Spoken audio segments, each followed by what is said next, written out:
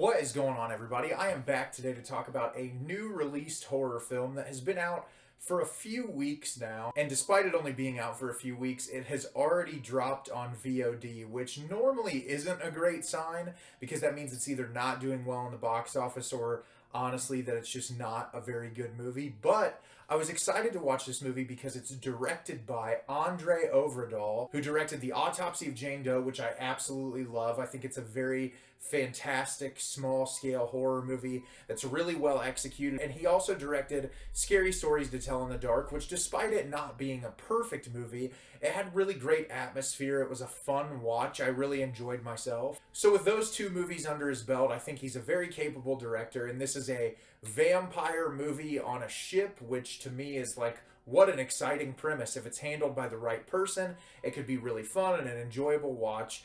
And so I decided to check this one out finally, and the movie I'm going to be talking about today is The Last Voyage of the Demeter. The Last Voyage of the Demeter is directed by Andre Overdahl.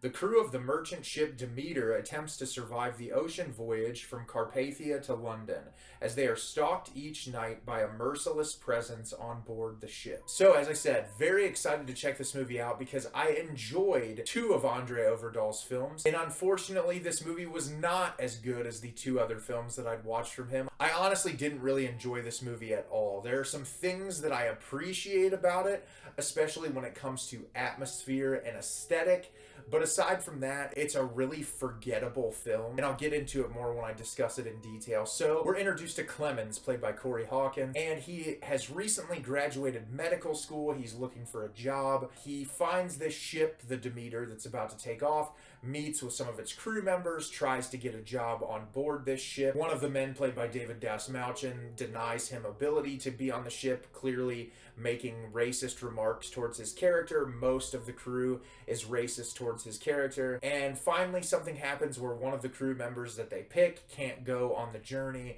And so because of necessity, they finally let him on board. And so we get on board the ship. We're introduced to the entire crew of the ship, including like a young kid played by Woody Norman. There's all these different characters on board the ship. They're traveling to London, and if they make it in a specific amount of time, they get a bonus.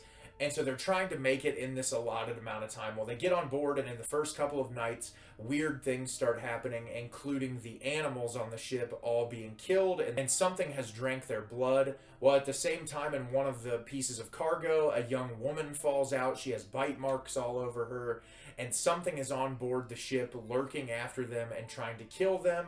And the film is the crew of the ship trying to figure out what is trying to kill them and how to survive this boat voyage. So it sounds like a really interesting premise, but unfortunately the execution is not there. This movie is almost 2 hours in length, and it has no right being as long as it is. There are so many filler scenes in this movie that are just completely unnecessary, that you just feel like you're getting the same rehashed dialogue over and over and over again.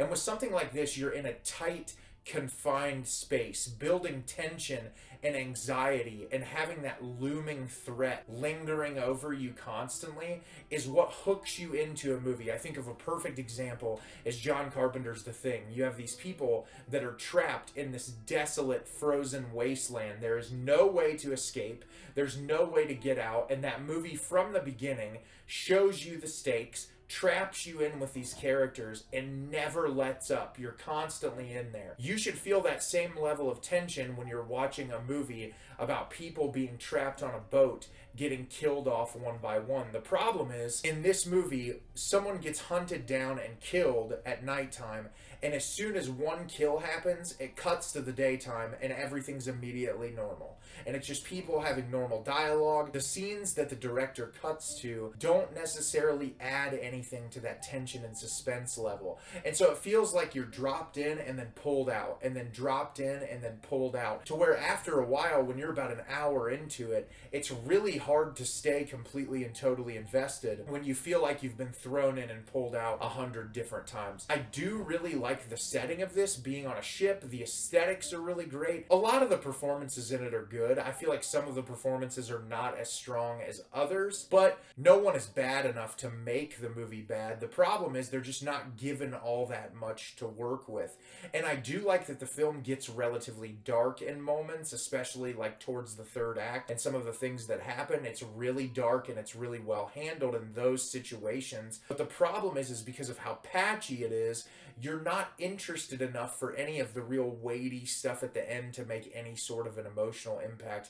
I also was not a fan of a lot of the CGI blood sequences in this movie. Whenever it would cut to an actor and they'd have practical blood all over them, it looked really nice, but all the CGI stuff in this looked very cheap, and not in like a charming way either. It was just more like a lazy way, and I don't think the budget to this film was super low, but they should have had enough to where they could polish things up or just move more in a practical direction totally. I think you have to think about your audience when it comes to these types of films, and something like this is going to appeal to an audience that loves films from the 70s and 80s. They love atmosphere pieces, they love pieces with practical effects, and so just lean into the practicality, because people will appreciate your film more if you go that route than just the cheap CGI blood, because it's an easy thing to do. It very much reminded me of a film released this year, Renfield, that another one of my biggest complaints with that movie was the CGI blood. It just looked so fake. It's hard to stay invested and keep any real stakes in a movie when you're watching something that looks so fake and unrealistic, and that was my problem.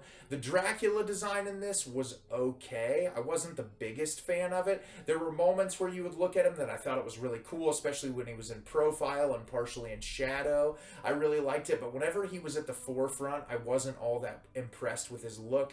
I did like the eyes. It was sort of like teetering into Salem's Lot territory mixed with Nosferatu, which is all right in concept, but it never really scared me. I never felt unsettled while I was watching it. And one of the things I can say about both Salem's Lot and Nosferatu is they both have very looming presences. They're very scary to look at, and I did not feel that at all about the Dracula in this film. The expository dialogue in this is so easy. Like, if you're familiar with Dracula whatsoever, you're just kind of like hitting your head like, okay, I understand, I get it, you don't have to give me the same conversation. They say like he's on board like 100 times in this movie, to where you're like, okay, I get it, I understand, do something else, do something newer. And that's what was disappointing, is the movie is just so stale by the end of it that I just didn't really care about any of the characters. When people started dying off, I didn't really care about any of the situations, and that's unfortunate because the framework is there. There's a lot of really interesting elements to this film.